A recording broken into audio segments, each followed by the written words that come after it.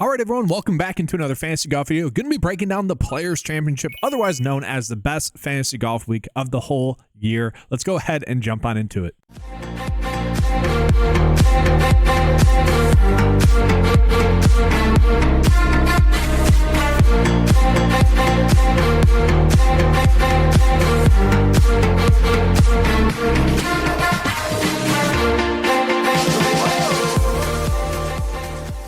So yes, guys, we are going to get into a quick recap from last week. Then we're going to jump into the tournament preview, talk about which players have the best course history, which players are going to be the best stat fits, which players are going to be the best course fits as well. We'll touch on some players that have some local ties. Then we're going to go ahead and get into the breakdown, show you guys the top plays and bets, going through each pricing tier. And then we're going to give you guys my lineup process, showing you guys the first look build. And we're also going to be showing you guys what the 9 to 5 lineup builder is going to be telling us is the most optimal lineup.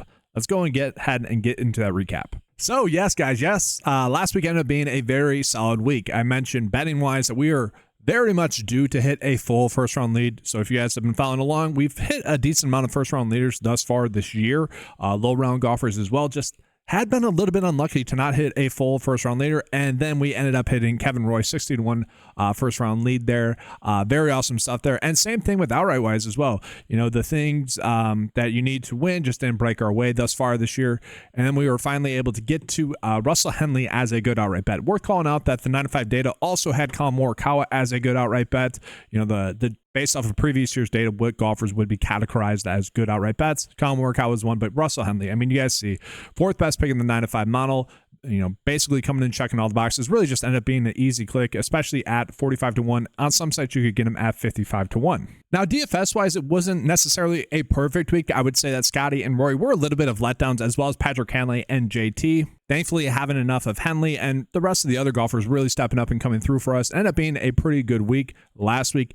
Round 4 showdown as well at a third place finish. I'm actually wondering if any 9 to 5 members took down showdown GPP. It's been interesting for round 4. So a month ago, taking down a GPP. The next week then, terrible. Last week ended up being a push. And then this I guess 2 weeks ago, ended up being a push. And then last week, very good stuff for round 4. So definitely interesting there, round 4. But solid enough stuff.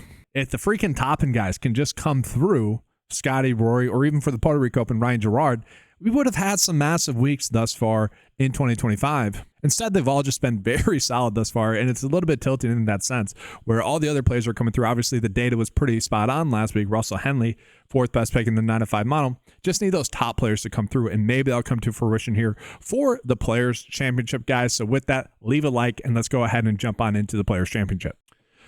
And so looking at it, guys, the previous winners, Scotty, the last 2 years, and then we look at Cameron Smith, we look at JT, Rory. Typically speaking, good golfers are winning this event. Siwoo Kim was somewhat of a random win that year, but besides that, basically good golf players have been winning this event, especially lately. I do think it's worth calling out that the last 2 years, the tournament has played a little bit easier, and that's because wind wasn't a big, as big of a determining factor as it has been in the past.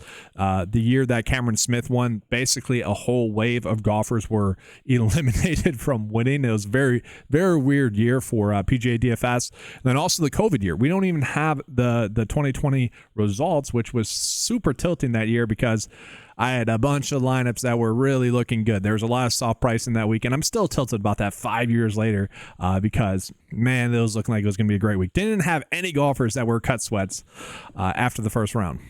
Now, it is worth calling out that they did try to lengthen the course here, so it could end up playing a little bit differently, and over the last years, it has played slightly differently, but that could potentially be due to the weather, and so we do have an interesting weather week here as well. So looking at it, guys, Thursday and Friday, weather not going to play a factor. Sunday, maybe a little bit of a factor, but the biggest difference maker could be on moving day, Saturday.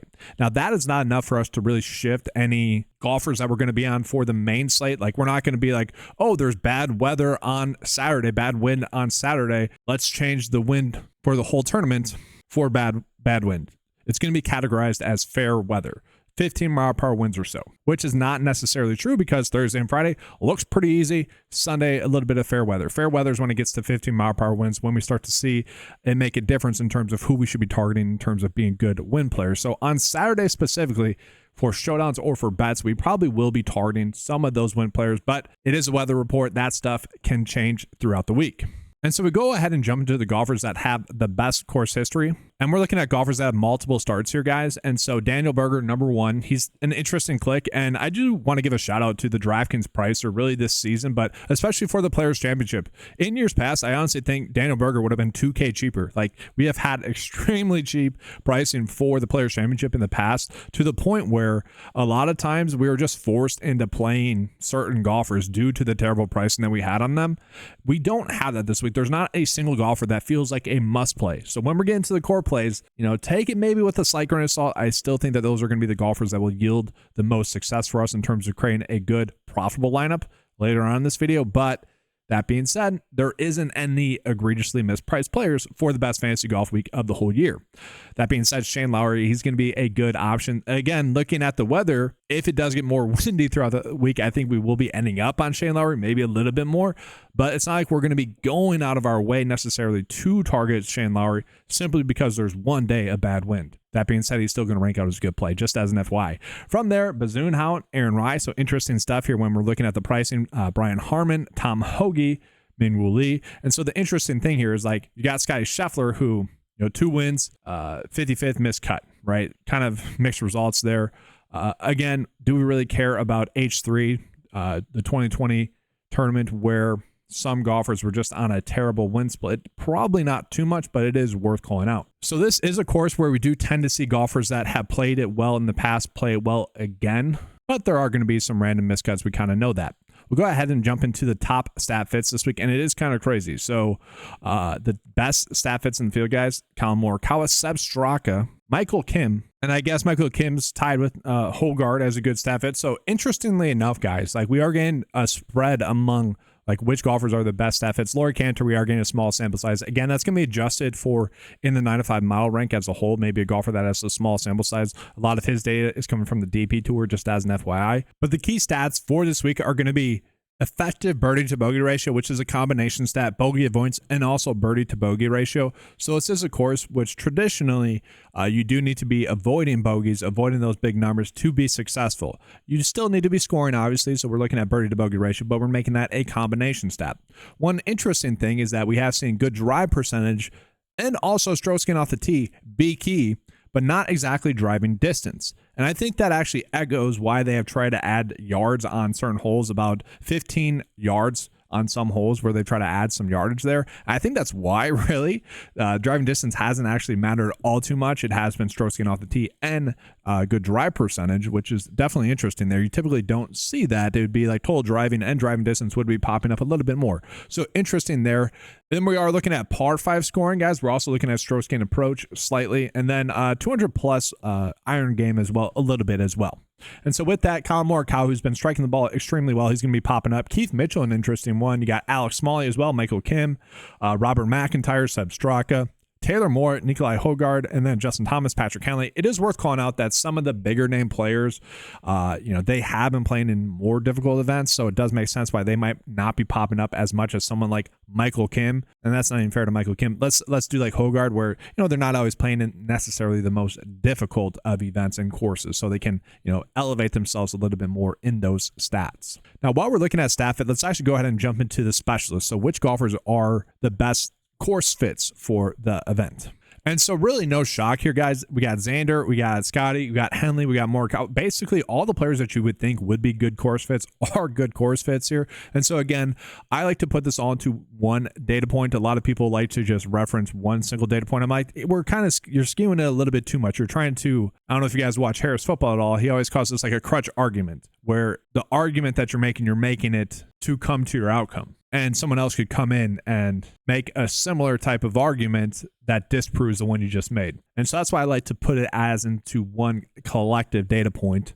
Sure, maybe stroke gain putting, we could look at it a little bit more per the green surface and whatnot, but I like to look at it all together. And what we're noticing here is that basically all the golfers that we're going to be on are going to be good specialists. Now, I did want to call out while we're here as well, let's take a peek at which golfers have course ties or local ties. Which golfers are extremely likely to have those course ties or local ties. Okay.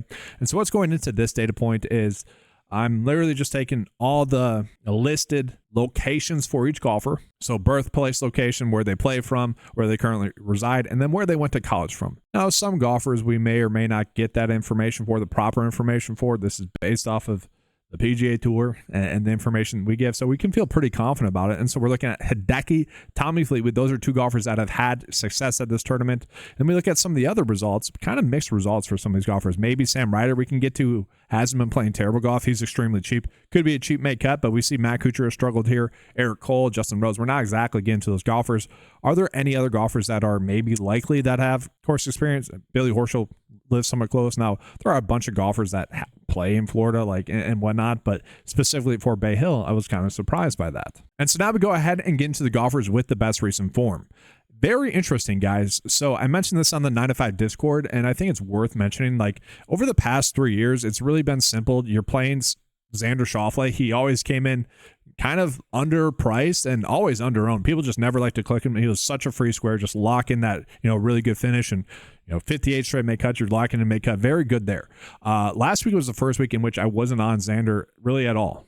Like the whole week, it was crazy. Scotty Scheffler has been someone that has been an auto click as well, basically over the past 2 years. And it's like he typically wasn't priced properly, and people weren't getting to him as much.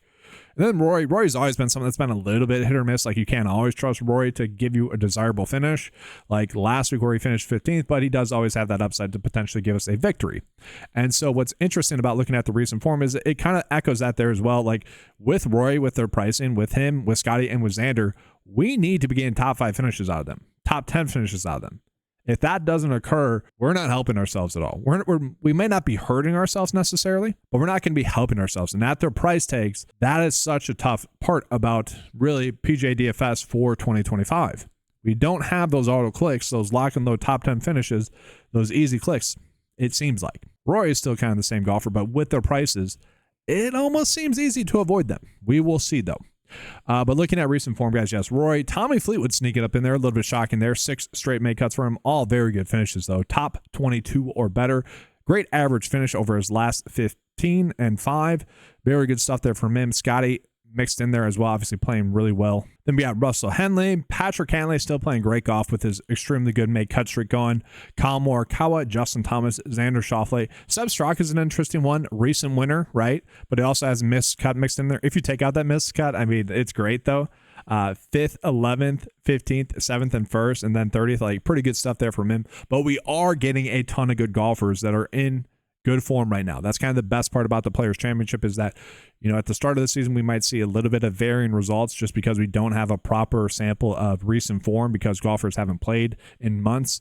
Now we have that. Golfers, we've seen multiple starts with them. We know what to expect from them. And so that does it with the preview. Let's go ahead now and get into the high tier range. So like I mentioned, with these 3, like I probably will begin into all of them. I was encouraged by Xander's round throughout the weekend. Like he's definitely figuring some things out. I don't think we want to be getting into him, but would it be shocking to see him find it? No, but at the same time, I don't want to trust that. And again, with Scotty and Rory, I'm going to be getting to them for sure, but they really need to be playing better. Like, we need to be getting a top 5 out of them at their current price tags, because we can get to an easy play like Colin Morikawa, who ranks out better than both Rory and Xander, who's just striking the ball extremely well, just playing extremely good golf. Okay, so really across the board, great play. He missed the cut at this tournament 3 years ago. Again, we can kind of write that off. You can get him at 14-1 on BetMGM. That feels like a good outright tag for us as well. Specialist-wise, really checks all the boxes. Only 18th in Pete Dye courses. Maybe he struggles with the rough and green speeds slightly, fast greens. And I didn't see, is the rough thick, whatever. Probably thick. He struggles a little bit in that compared to other golfers, but we're finding reasons maybe why not to be on him. It would be the course history, but still. 4th best specialist, best staff fit, 6th best recent form. I mean, we can easily get to Colin Morikawa, especially with some of the prices as well. So from there, guys, I do like JT. I think he's a fine option, but I don't think we need to get there. I think we're going to be looking at this range a bunch, like Hideki, Tommy Fleetwood, Russell Henley. These 4 golfers right here are all extremely good options for us to be on. It's just picking and choosing which one is correct. Now, I'm probably getting to Hideki, guys, a 6th and 5th place finish at this event. Obviously, really good stuff. In 2020, I believe he had the first round lead. I remember him playing well, but he's made 12 straight cuts. He also has a victory recently as well. To me, he feels like an extremely safe option. I wish he was a little bit better of a stat fit. There was a little bit of a concern with him last week. I saw some rumblings online about him potentially withdrawing. That seems like every single week with Hideki. He's a good specialist as well. Nothing perfect, but a good specialist. And again, we have seen him win recently, but other than that, we haven't seen as big of upside from him. But this does seem like a good week for it to come all together for him once again. I mean, 22nd last week, 13th, 25th. You know, these are not bad finishes. We definitely need a little bit better from him, but that's also why we're getting him a little bit cheaper. Continuing on, we look at someone like Tommy Fleetwood. Tommy Fleetwood, if the wind actually does end up playing a bigger factor than what is currently projected to play, I do think that would help out and elevate someone like Tommy Fleetwood. A lot of the times with someone like Tommy Fleetwood or Russell Henley, for example, a lot of people be like, he can't win, which I always hate that narrative. I'm like, just bet on the best golfers, especially when you can get a top 4 player at 50 to 1. I mean, that's a no-brainer to me. And that kind of feels like what we are getting with Tommy Fleetwood here. Would it be shocking to see Tommy Fleetwood win? I would say no. He ranks out extremely well. He could be a better stat fit, but he's a great specialist. The course history is there. It's good enough. You know, 3 straight make cuts at this event. We would love to see a top 10 finish out of him, but he's a good stat fit. Good form as well. We have seen upside from him recently. We have seen him knocking on the door for a victory. It wouldn't be surprising to see it happen at this event. Now, from there, another player I kind of wouldn't be surprised to see win is Daniel Berger, who's been playing extremely well thus far this season. I hate the price, and I really thought he was going to be a core play, but he's priced correctly. An interesting thing with Russell Henley is he would kind of be the ideal option at this tournament as well, and I'm a little bit mad that he went out and played well. I mean, we were able to benefit from it last week. I'm not complaining about that at all. That's awesome for us, right? But now this week, he's priced a little bit higher. He is coming in off that win. The interesting thing about his win, though, last week is you watched the putt, and it seemed like any other putt. Like, I think he's going to be motivated to play well. I don't think last week's win is going to be a distraction for him, like some other golfers it may be, where it's, you know, weight off their shoulders. No, I think his reaction, I think we're going to be good to go this week. I think we can trust him as a play. Maybe he becomes a little bit more risky, but he's a player I've ended up on a bunch. And then from there, the last player in the high tier that I do feel comfortable going out of my way to target is Shane Lowry. And I've been on the fence of making him a core player now because at his price tag, he does feel like the cheapest of the studs that we can trust to really go out and have a great week. The issue with him is that he really isn't the best stat fit, only 37th best stat in the field and only the 14th best specialist as well. That does concern me a little bit, but he does have an extremely good track record at this course, guys. 19th, 35th, 13th, and 8th. Really good stuff there. The key stats are a little bit concerning, though. Okay, par 5 scoring, not scoring on those. Effective birdie to bogey ratio, 44th in the field. Strokes gained off the tee, 74th. Good drive percentage, really bad as well. Like, just not good stuff there from Shane Lowry. But he has been playing good golf. I mean, second at AT&T Pebble Beach, Farmers 39th, Cognizant Classic 11th, Arnold Palmer Invitational 7th, which did end up playing harder, like the API and the Players Championship. It wouldn't be surprising to see golfers that played well last week to continue to play well this week. And I like the fact that we have seen him play somewhat 2 similar tracks in a row and has played well at those. So I am elevating him a little bit. And the 9-to-5 data loves him as well, guys. It does. 3rd ranked player. And I do think he's someone we can outright bet as well.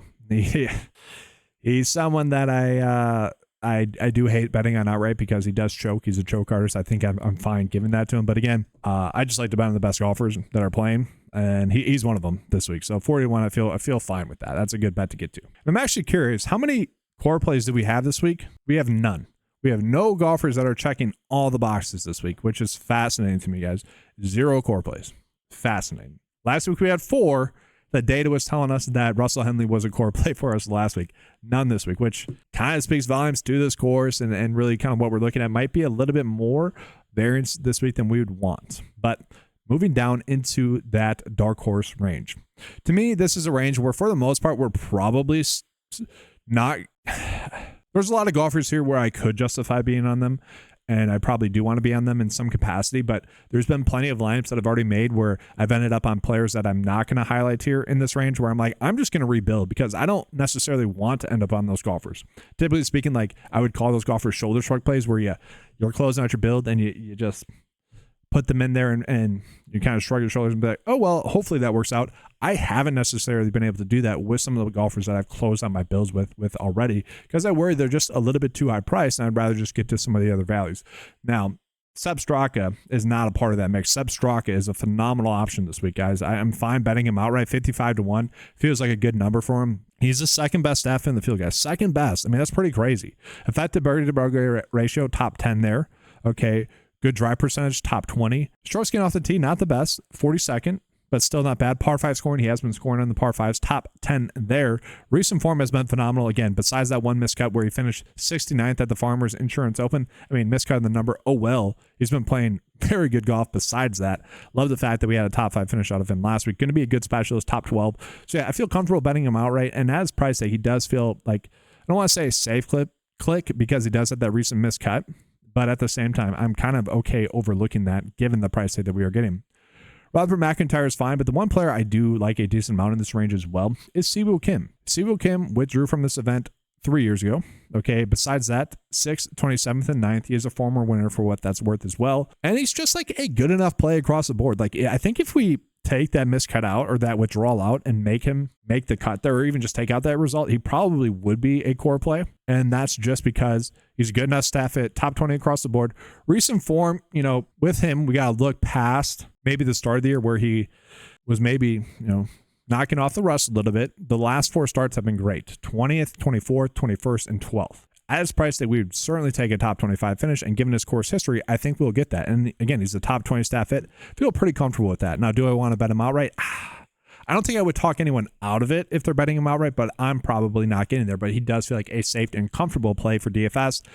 Same thing for Jason Day as well, who's been playing stellar golf. 11 straight make cuts in a row. He has shown some upside as well. 3 out of 4 make cuts at this tournament. Again, if you take out that the 2022 tournament, I think we're fine with it. An annoying golfer has been Corey Connors, who has been a little bit hit or miss. Typically speaking, Corey Connors, especially at this price tag, typically speaking, he's a really good staff fit. He has not been that thus far, okay?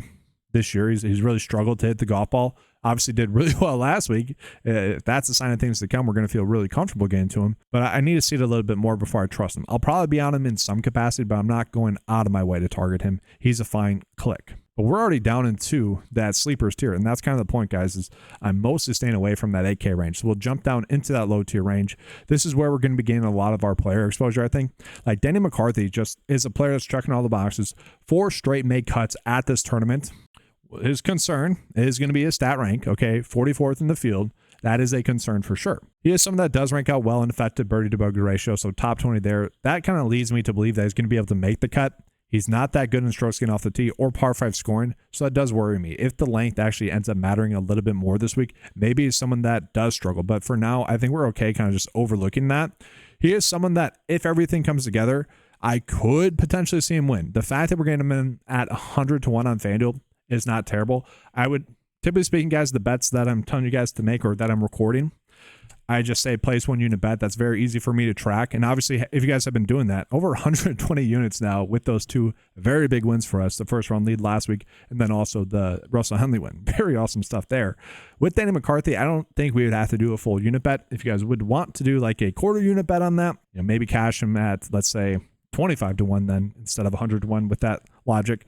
I'd be okay with that, but that's really up for you guys to decide. I think it's a good number. I mean, some sites, Unibet 66 to 1, Betfair 66 to 1. It's an interesting number for a golfer that is, you know, a very stellar play. Keegan Bradley is someone that could pop here. It wouldn't be shocking. At the same time, I don't think I necessarily want to go out of my way to target him. Brian Harman's an interesting click. You know, 2 top 3 finishes at this event over the last 4 years.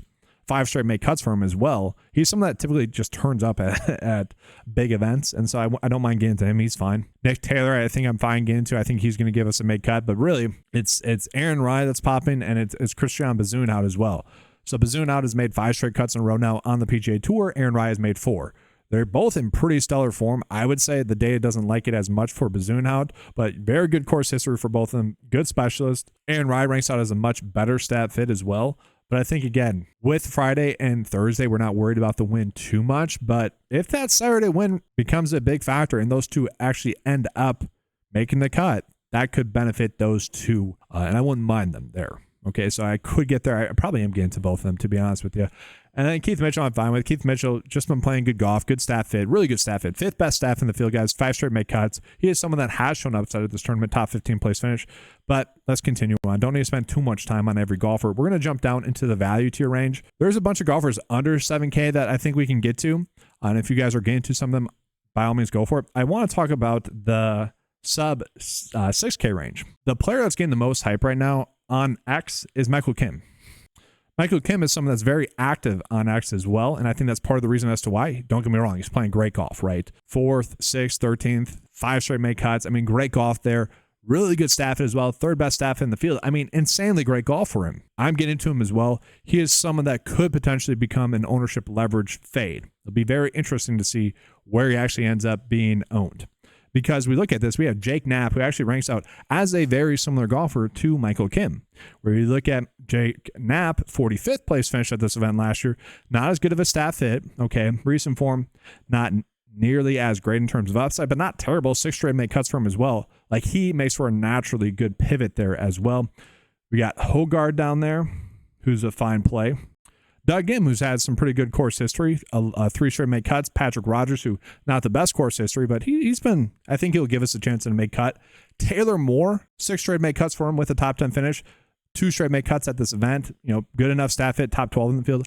Happy to get to him. And then really, to me, the most egregiously mispriced golfer is actually Alex Smalley, who phenomenal staff hit as well. Top 6 in the field, guys. Top 10 or better in effective birdie to bogey ratio, good drive percentage, strokes gained off the tee, and par 5 scoring. 3 straight make cuts for him as well with a top 10 finish mixed in there, 18th and 21st. Other than that, I mean, he's just a phenomenal value. This is strange.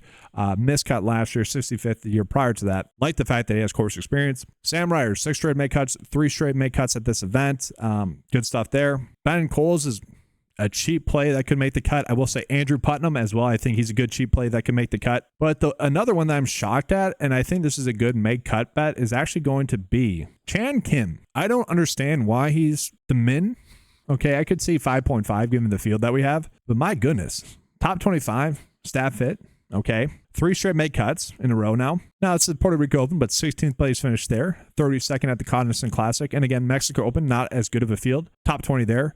Terrible at the Waste Management Phoenix Open, don't get me wrong. And his only other start in the 2025 season, 42nd place finish at the Farmers. I read this as something that gives us a pretty darn good chance at making the cut. And so I'm very curious to see what kind of made cut bets we could potentially get out of him. Because the way he's been golfing right now, I think that's going to be a good option. But all those golfers that are like sub 6K that I just highlighted, I think they're all going to be good made cut bets for you this week. And so, guys, with that, let's go ahead and jump into the core plays. So last week, the core plays went 4 for 4, set you guys up for success there. This week, I do think we have a lot of safe options, and I think that Hideki is going to be one of those safe options given his price tag. I wish he was a little bit cheaper, to be honest, but I like the course history. 6th, 5th, and miscut. Don't love the miscut, but that's fine. And he's only a top 25 stat fit, but he is basically checking all the boxes this week, guys. So top 30 or better in all the key metrics that we look at. Specialist ranked 7th best in the field. Recent form ranked 13th best in the field, 12 straight make cuts for him, does have a win thus far this season. I think he's just someone that's trending in the right direction. It wouldn't be surprising to see him show up for this event. I do really like him this week. Now from there, another kind of easy click to me, kind of given his pricing, is going to be Seb Straka. Recent form has been solid. Again, you take away that miscut on the number, really looks better on paper then because he has a 5th, 11th, and 15th. Course history-wise, wish he didn't have that miscut at this event 4 years ago, but besides that, 16th, 65th, and 9th. Top 10 stat fit. You know, I think he has a good chance to give us a top 12 finish, but I also think he could find himself in the mix to win, and I like him at 60-1. From there, we're going back up to the top. We are looking at Colin Morikawa. The best odds you can get him at are 16-1 on DK. Actually, all the odds, guys, are going to be DraftKings. I made these graphics before we were getting the full sample of outright odds, so those might be slightly adjusted. But he's the best staff in the field, 4th best specialist in the field. Okay, he has 2 recent runner-up finishes over his past 4 starts. Course history could be better, okay, but again, we look at that course history from 3 years ago. You know, maybe it's a part of the bad weather wave. I didn't really want to go ahead and look at which golfers specifically were in that bad weather wave. To me, oh well, it doesn't really, he missed a cut. It's like whatever. But still, we see a 12th place finish mixed in there for his course history like that. Giving him a projected finish of top 10, which has price tag we probably need a little bit more, but he does feel like the top end golfer that I'm trying to go out of my way to target. Then from there, Tommy Fleetwood does feel like a very safe and comfortable play as well. You can get him at 30-1 on DraftKings. You can probably find some better odds elsewhere. 6 straight made cuts for him, guys, with an 11th, 5th, 22nd, and 21st place finishes over his past 4 starts. Has okay course history here. You know, I wish it was a little bit better. I wish we had like a top 10 finish mixed in there, but 3 straight made cuts, really can't complain about that. Going to be a good staff hit, top 20 staff in the field, and I'm also giving him about a top 20 finish. So now, if you guys were to just play those 4 core plays, you actually could make it work somewhat easily, I will say, because you could just go Alex Smalley, given his price tag, and then we have 5.8 left over. Not exactly able to get up to Michael Kim. I know a lot of people like him. Again, I mentioned a bunch of pivots that we could get to instead of him. Hogard being one of them, Taylor Moore being one of them. I'm kind of fine with any of them. If you guys wanted to go with Chan Kim instead of Smalley, you could do that, but I just want to prove that you can really make a lot of lineup paths you want to work this week, and it'll be nice.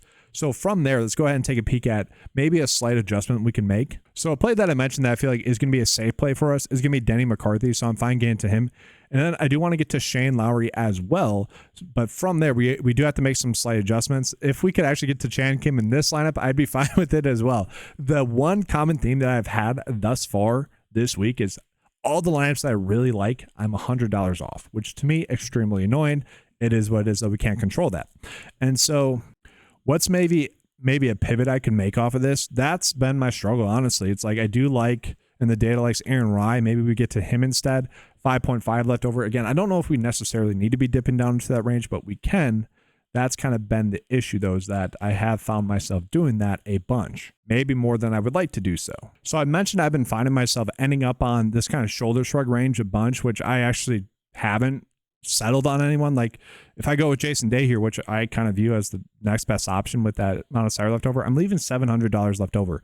That's not exactly something I want to do. So that's been the struggle for me this week. I'm not exactly going to give you guys a first look build here because I don't necessarily know the exact approach I'm going with, because there's a lot of different paths we can go with. So let's actually default to the 9 to 5 lineup builder. And so again, guys, these are priority-based projections where the fantasy projections are going to be providing projections that would give you like proper exposure to the golfers based off of the expectations for that week. So that's why you see like Sky Scheffler at like 166 instead of maybe what he's actually going to score, which is probably half of that. And same thing with all these golfers. Again, they're priority-based projections so we can get proper exposure. We do need to give the lineup optimizer 2 data points to go off of, which I just did. As you guys probably know, we're going to hit generate just to see what the 9 to 5 lineup builder is spitting out to us for DraftKings here. And so we just ran that, and it is getting to a very similar lineup path to what I kind of just mentioned with the fair and balance. So Fleetwood, Shane Lowry, Substraka, Denny McCarthy, Keegan Bradley, and Aaron Rye. I'm probably liking that a decent amount here, guys, actually. I like that lineup path a lot. I don't always, like, for optimal lineup purposes, like cash lineup purposes, I don't always